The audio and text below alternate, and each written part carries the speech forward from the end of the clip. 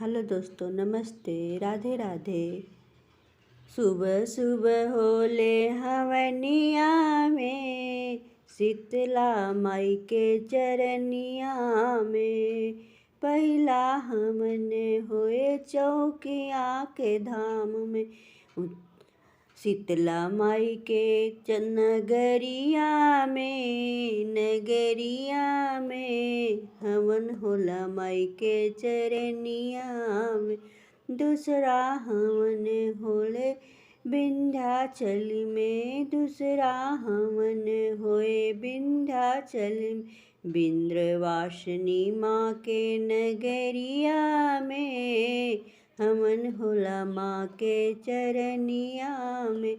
तीसरा हवन होए शारदा माई के, तीसरा हवन होए शारदा माई के। मैहर की नगरिया में, हवन होला माँ के नगरिया में। सुबह सुबह होला हवनिया में, हवन होला माँ के चरनिया में।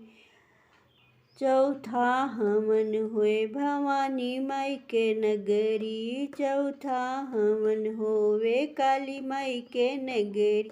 काली माई की डहरिया पे, हवन होला माँ की चरनिया में। सुबह सुबह होला हवनिया में, देवी माई के चरनिया में। पचवा हवन होला नौ दुर्गा के धाम में, पचवा हवन हो सातों बहिनी के धाम में।